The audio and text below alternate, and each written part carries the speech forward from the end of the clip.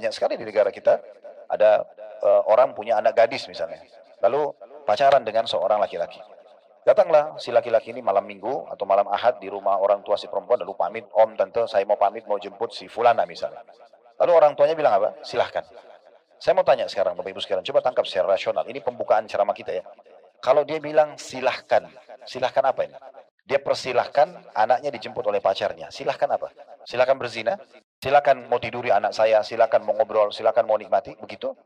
Allah Subhanahu wa taala menciptakan kita Bapak Ibu sekalian untuk populasi. Kita ini untuk berkembang biak. Tidak bisa berkembang biak dengan cara yang benar kecuali menjadi status istri laki perempuan dan status suami bagi laki-laki. Jadi ini poin penting dulu yang harus kita garis bawahi. Sehingga bukan satu prestasi kalau kita tunda-tunda pernikahan kita ataupun pernikahan anak-anak kita. Itu kekeliruan, ya. Dan uniknya kadang-kadang ada orang dia lebih suka dengan statusnya yang masih sendirian atau gonta-ganti tanda kutip pacar di sini daripada dia menjadi status istri ataupun suami. Sebagai bukti banyak sekali di negara kita ada orang punya anak gadis misalnya, lalu pacaran dengan seorang laki-laki. Datanglah si laki-laki ini malam minggu atau malam ahad di rumah orang tua si perempuan, lalu pamit, om, tante, saya mau pamit, mau jemput si fulana misalnya. Lalu orang tuanya bilang apa? Silahkan. Saya mau tanya sekarang Bapak Ibu sekalian, coba tangkap secara rasional. Ini pembukaan ceramah kita ya. Kalau dia bilang silahkan, silahkan apa ini? Dia persilahkan anaknya dijemput oleh pacarnya. Silahkan apa? Silahkan berzina. Ya. Silahkan mau tiduri anak saya, silahkan mau ngobrol, silahkan mau nikmati. Begitu? Kalau misalnya ada jawaban lain, tolong dikasih jawaban ke saya. Karena orang kalau keluar pacaran sudah jelas. Akan boncengan kalau naik motor, akan duduk bersampingan kalau di mobil. Sekarang cuma ngobrol. Minggu depan atau hari besok sudah pegangan. Setelahnya ciuman, setelahnya berzina. Dan orang tua yang seperti ini akan dapat dosa. Karena dia menjadi penyebab anaknya terjerumus dalam kesalahan. Nanti kalau sudah hamil di luar nikah baru malu. Baru diperintahkan untuk aborsi. Baru buru-buru untuk menikah. Kenapa enggak nikah dari awal? Kenapa masih banyak orang tua yang malu kalau anaknya nikah muda, tapi nggak malu kalau pacaran muda? Kan dalam Islam, Bapak Ibu sekalian, ada dua cara populasi manusia supaya kita kembang biak. Kan harus sperma laki-laki ketemu sel perempuan, baru ada populasi kan, baru ada perkembangbiakan, baru lahir generasi manusia. Ada dua cara, yang satu benar, satu salah. Yang benar nikah, yang salah zina. Dua-duanya sama. Kalau ada orang bilang, saya bagaimana nikah sama orang ini, saya nggak kenal. Gitu kan. Maka pemahaman ini membuat akhirnya dia harus pacaran dulu. 1 tahun, 2 tahun, bahkan ditanya kapan mau nikah, saya belum terlalu kenal, saya masih mau kenal lebih jauh. Ini keliru. Kenapa nggak kenalnya pada saat masing-masing sudah status suami istri? Pernah saya ditanya salah satu podcast, Ustaz, kalau nikah, kemudian belum kenal dia, ya, terus kemudian nanti kalau nikah terjadi perceraian, ya, karena tidak cocok, misalnya. Lalu saya bilang, apa bedanya dengan pada saat pacaran tidak cocok lalu putus? Mana lebih baik di mata manusia, orang bercerai karena tidak cocok, atau orang putus karena tidak cocok? Harusnya kalau pakai akal sehat, cerai masih lebih mending. Karena dia sudah coba menjadi status istri ataupun status suami. Dan bukan aib orang status janda ataupun duda. Pada saat Khadijah radhiyallahu anha menikah dengan Nabi SAW, statusnya apa? Janda. Bahkan Nabi SAW itu suami ketiga. 2 suami pertama Khadijah meninggal. Nabi SAW suami ketiga. Janda, suami ketiga Nabi SAW, ya, umurnya lebih tua 40 tahun. Gak ada yang aib di situ. Bukan aib itu. Karena kalaupun dia status istri lalu dia hamil, tetap sah. Anaknya statusnya sah. Ya. Kalau zina beda sekali. Ada enggak Bapak Ibu sekalian orang yang mau zina, ini fitrah ya, kita secara akal dulu. Ada enggak orang kalau mau zina itu diiklanin sama dia? Misal buat undangan, saya mau berzina di hotel ini di malam minggu ini, ada enggak? Kenapa nggak ada? Kan dia mau pacaran. Kenapa dia nggak iklanin sekalian? Kenapa orang kalau nikah mau buat undangan, undang orang datang dan dia merasa bangga dengan itu? Secara fitrah Allah buat jiwa kita sebenarnya menolak ini dan kita menerima yang ini. Gitu. Nah ini harus kita perbaikin dulu nih, supaya jangan terus-terus turun-temurun. Kalau kita dulu Bapak Ibu sekalian salah langkah, hamil maaf di luar nikah, terlalu banyak gonta-ganti pacar, jangan wariskan ke anak-anak ini. Keliru banget itu. Kalau kita telat solehannya, telat solehnya, jangan anak-anak kita telat. Kita harus tutupin kekurangan kita di anak-anak tersebut. Kalau kita baru baca Quran, bisa mengaji di umur 30 tahun, anak-anak harus hafal Quran di bawah 10 tahun. Tutup kekurangan kita di situ. Jangan bilang ibu dulu juga begitu kok nak. Gak apa-apa gak usah pakai jilbab dulu. Nanti kalau hati kamu sudah mau. Agama syariat bukan ikutin hati kapan mau. Bayangkan kalau alasannya hati kapan mau. Ya udah sholat kapan mau aja nanti. Sebagaimana tutup aurat kapan mau. Pergi haji dan umrah kapan saja mau. Ini akhirnya dia bisa saja meninggal belum melakukan. Jadi yang harus adalah memang yang harus ada dalam diri kita adalah mewajibkan diri kita untuk menerima syariat. Gak ada namanya kesiapan, oh hati sudah siap atau tidak. Terima dulu, amalkan nanti hati kita akan ikut. Nah ini poin-poin dasar. Kadang-kadang ada ibu dan bapak tidak malu gitu. Ini baru pacar anaknya datang nih. Atau pacar dia datang, misalnya jemput dia. Sekarang tetangga tanya, siapa? Oh itu pacar anak saya. Gak ada merasa malu. Pacar kan sebelum nikah zina namanya. Zina induk dosa besar. Gak boleh. Termasuk dalam 10 induk dosa besar yang membinasakan gitu ya. Karena ini mengganggu nanti kalau sampai hamil di luar nikah, mengganggu populasi. Mengganggu keturunan yang baik. Anak yang lahir, anak zina itu, kalau Bapak Ibu sudah tahu Alhamdulillah. Kalau belum tahu, perlu saya jelaskan. Tidak ada penisbatan nama kepada pemilik sperma.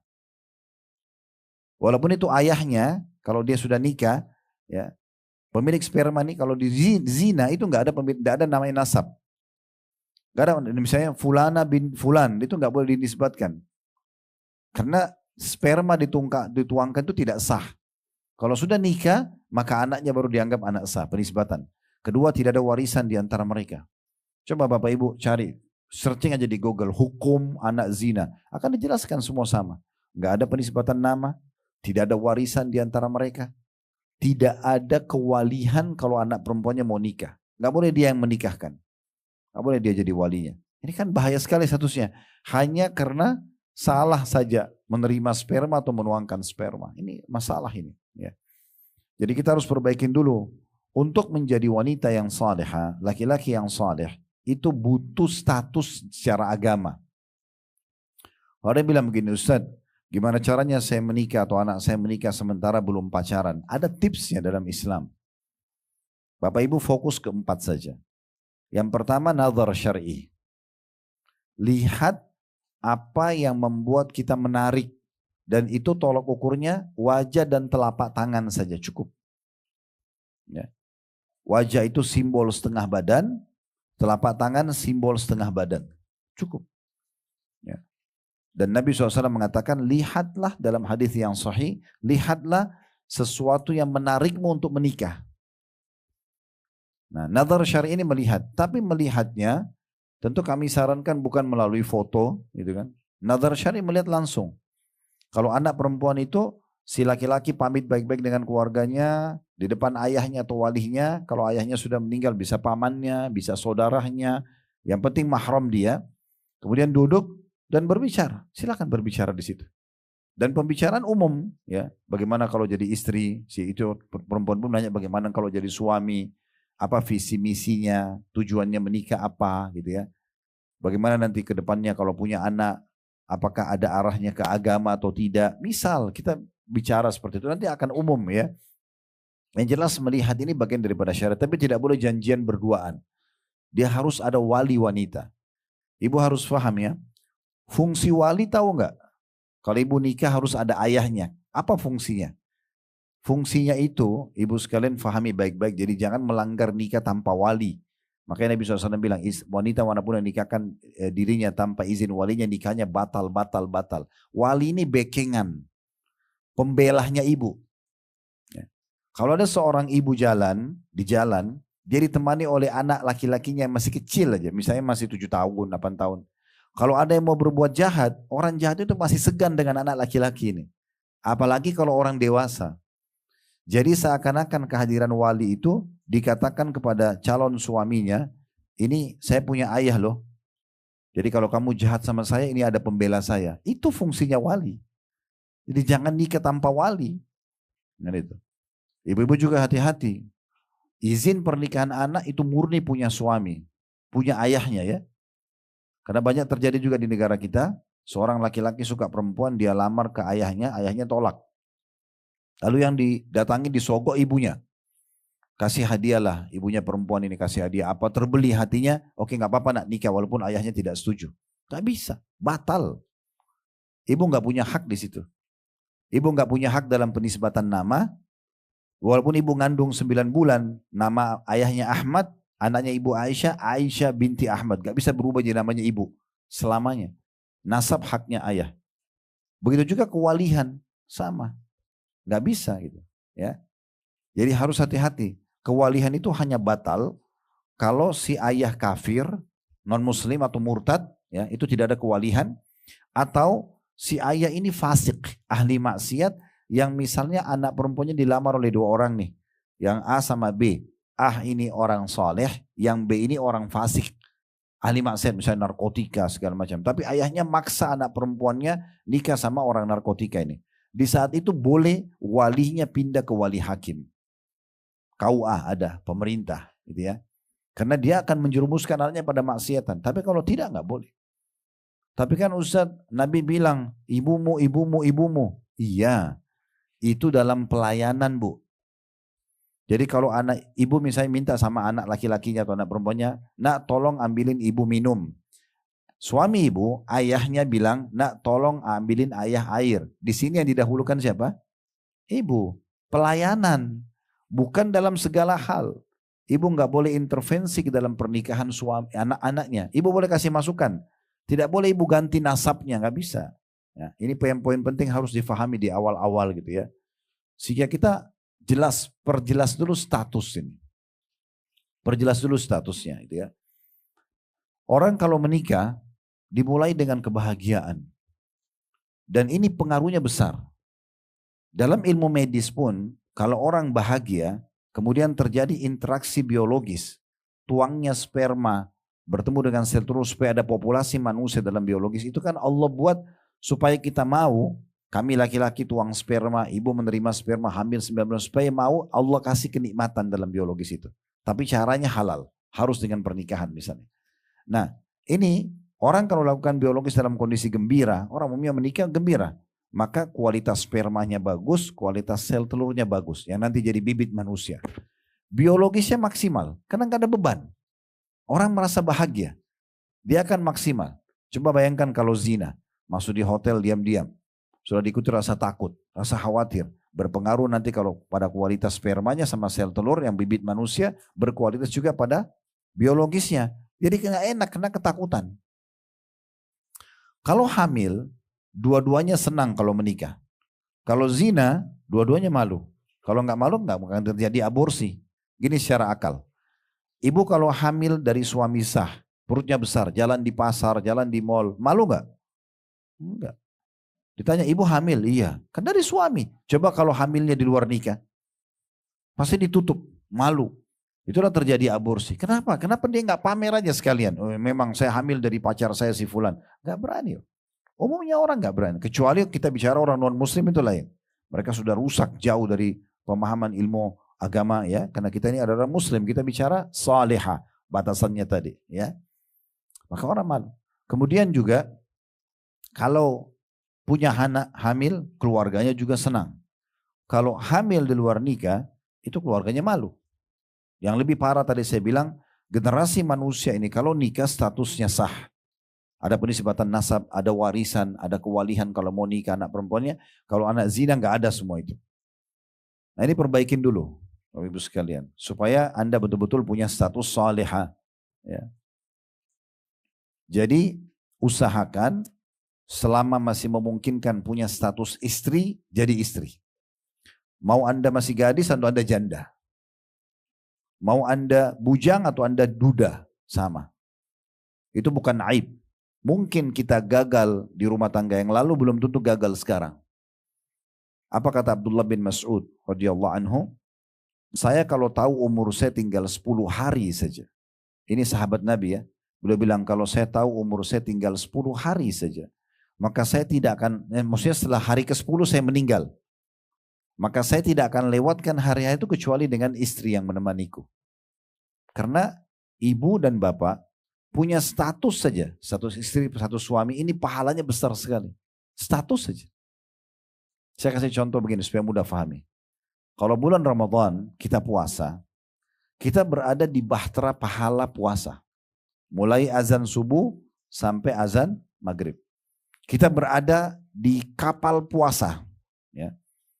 Ibu lagi duduk, bapak lagi jalan.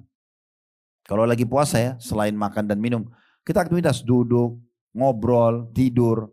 Kita tetap berada di bahtera puasa. Mulai azan subuh sampai azan maghrib. Pahalanya jalan terus itu. Tangkap gak ini? Nah, kalau orang menikah, punya status istri atau suami, dari mulai akad nikah sampai salah satunya meninggal, itu pahala terus. Status aja. Ibu nunggu suami di rumah, pahala. Nah ya, ibu masak di rumah, pahala. Ibu urus anak, pahala. Pahala semuanya. Statusnya aja. Bayangkan dari mulai akad nikah, kalau orang menikah sudah 20 tahun, nah 20 tahun itu dia pahalanya jalan terus. Kan sayang sekali kalau dia tidak punya status ini, gitu kan? Itu masalahnya di poin ini yang harus kita tahu, ya. Maka sama dengan suami, dia lagi di tempat kerjanya, dia lagi olahraga, statusnya masih suami. Dia pulang ke rumahnya ketemu istrinya nanti. Sama. Ditambah lagi kalau jalankan kewajiban-kewajiban, ya udah tambah lebih banyak lagi pahalanya, status. Lebih mulia lagi kapan? Kalau statusnya pindah menjadi status bertambah, bukan pindah. Menjadi status ibu, karena semua ibu biasanya istri. Dan status ayah, berarti dia juga suami. Ini lebih tinggi lagi. Nah, oleh karena itu orang dianjurkan untuk selalu berdoa diberikan keturunan yang baik. Karena itu status lebih baik lagi, ya, lebih mulia lagi. Baik, kita kembali dulu tadi ke 4 poin masalah bagaimana saya mengenal pasangan saya walaupun tidak pacaran. Yang pertama nadar syar'i, lihat dulu. Jangan lihat foto tapi ketemu sama orang cuma tidak berduaan. Harus ada mahramnya, harus ada walinya. Ibu harus yakin bu ya, ibu maaf ini saya harus bahasakan. Kalau ibu menunjukkan pada laki-laki kehormatan ibu nggak mudah diajak ngobrol, ibu nggak mudah disentuh, apalagi dicium, pasti laki-laki itu akan memuliakan ibu. Saya bicara sebagai laki-laki. Tapi kalau perempuan itu disentuh iya, dicium iya, diajak tidur di hotel iya, pasti rendah di mata laki-laki itu. Apa pikiran laki-laki? Laki-laki itu dominan akal. Dia akan bilang apa? Oh kalau sama saya begini berarti sama laki-laki lain juga begitu. Tapi kapan wanita itu ada yang mau diundang, dipanggil keluar, oh saya nggak bisa. Mau sama saya silakan nikah. Habis nikah silakan. Kalau belum nikah enggak, pastikan laki-laki itu suaminya akan muliakan dia. Pasti. Pernah dengar Ummu Sulaim ya? Seorang sahabiat Nabi, beliau pada saat jadi janda, suaminya Malik namanya, meninggal dalam keadaan kafir. Tapi dia sudah muslimah. Sebabnya si Malik ini meninggal, itu karena waktu Ummu Sulaim masuk Islam, diajak suaminya, ayo masuk Islam, diajaklah sama dia. Tapi dia gak mau. Dia emosi karena diajak masuk Islam, dia keluar dari rumahnya, dia ketemu sama musuh-musuhnya, berantem mati terbunuh. Dalam keadaan kafir. Tapi si Malik ini punya satu sahabat namanya Abu Talha. Orangnya tampan, orangnya kaya, orang yang berwibawa gitu. Dia tahu ini Ummu Sulaim wanita salihah, wanita baik, patuh, layani suaminya segala macam. Lalu dia bilang, saya mau menikahi kamu. Apa kata Ummu Sulaim? Langsung jawabannya. Enggak bilang ayo kita jalan dulu, kita kenalan dulu, enggak. Ummu Sulaim mengatakan, wahai Abu Talha, laki-laki seperti anda tidak ditolak. Secara umum ditahu ini orang baik. Ya. Tapi saya muslimah, anda kafir. Tidak boleh kita nikah. Kalau anda mau masuk Islam, saya jadikan masuk Islam anda sebagai mahar saya. Sampai para sahabat mengatakan, ya pernikahan yang paling berkah adalah pernikahannya Ummu Sulaim. Dia tidak minta uang dari suaminya, dia minta keislamannya. Itu jadi maharnya. Dan memang betul-betul mereka hanya hidup bahagia. Setelah Abu Talha setuju, dia masuk Islam lalu dia menikah. Gitu ya. Jadi ibu jangan berpikir oh kalau saya pacaran, terus saya supel sama pacar saya jalan sama-sama, saya penuhi undangannya berarti saya dihormati. Tidak. Itu jatuh di mata laki-laki. Perempuan makin menahan diri, makin menjaga kehormatan, makin mulia. Makin dikejar oleh laki-laki itu. Karena setiap laki-laki itu punya fitrah, walaupun dia itu pebisnis, walaupun dia berharap istrinya itu soleha. Berharap istrinya bisa di rumah, layani dia, ya, kemudian penuhi kebutuhan untuk pendidikan anaknya dan segala macam. Jadi nazar syar'i harus ada mahram. Dan sebatas kebutuhan ngobrol yang dibutuhkan saja. Ibu boleh bertanya, laki-laki itu boleh bertanya. Dibutuhkan apa? Visi, bisa jadi suami, bisa jadi istri.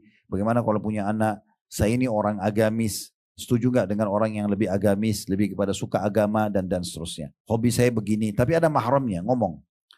Itu pun tetap tutup aurat yang terlihat wajah dan telapak tangan. Ini yang pertama. Yang kedua, kenali keluarganya. Tapi kenali keluarga ini secara umum saja, global. Jadi misalnya kita tahu, oh keluarga ini keluarga yang terkenal berpendidikan. Ya udah, cukup itu. Oh ini keluarga baik-baik, cukup. Nggak usah lebih dari itu. Ya. Nanti saya jelaskan ya. Terus bagaimana caranya kita tahu lebih dalam, nanti kita jelasin. Sekarang jangan buru-buru, kita ke poin-poin ini dulu. Yang jelas, sekarang kita kenali keluarganya, tapi secara global. Kita bukan masuk kenalan segala macam, kita tahu oh keluarga ini secara umum baik-baik. Kan ada tuh keluarga yang semuanya berpendidikan, suami istri guru, suami istri baik-baik, suaminya pebisnis, istrinya orang rumahan. Dikenal, di keluarga sekitar itu orang dikenal. Nah ini. Kemudian yang ketiga, lingkungan. Di masa sekarang, cara yang paling gampang kenal lingkungannya medianya. Rata-rata orang kalau punya media, kecuali dia tidak punya media ya lain. Nanti kita ada ajarkan tipsnya. Tapi kalau dia punya media Facebook, Instagram, biasanya orang menuangkan hobinya itu di medianya. Kita buka Instagram atau Facebook, kita tahu oh, orang ini suka musik, oh, orang ini suka ini, orang ini suka begini dan begitu gitu ya. Contohnya, ada dulu kerabat kami dilamar oleh seseorang, ibunya puji-puji, ibu laki-laki ini. Kebetulan saya hadir di situ karena kerabat kami. Lalu subhanallah, yang mau rencana dilamar ini dari kerabat kami perempuan, membuka Facebooknya, terlihat anak itu selalu di diskotik, di karaoke. Enggak jadi. Walaupun ibunya puji-puji seperti apa nih, statusnya ada nih di medianya. Kalau dia tidak punya media, tipsnya adalah kita boleh bertanya depan mahram kita. Ibu boleh tanya, kalau weekend ngapain aja? Ini kalau liburan nih, Sabtu, Ahad ini buat apa saja, apa aktivitasnya? Itu aja tanya. Kalau dia bilang, oh saya biasa ke karaoke, saya ke diskotik, ya ibu sudah ambil kesimpulan. Kalau dia bilang, oh saya biasa hadir di majelis taklim, oh saya biasa ke perpustakaan, saya ikut pelatihan peningkatan skill saya, ya keterampilan saya, itu berarti oke, udah cukup. Jadi lingkungan ya. Kemudian yang terakhir, yang keempat baru istikharah. Sholat 2 rakaat saja, istikharah gak usah lama-lama. Ya. Gak usah lama-lama, sholat 2 rakaat, habis sholat asal niatnya ikhlas ya. Lupakan dulu kecenderungan kita, dari 2 yang kita pilih A atau B, kita lupakan dulu kecenderungannya, kemudian kita istikharah minta petunjuk sama Allah. 2 rakaat cukup.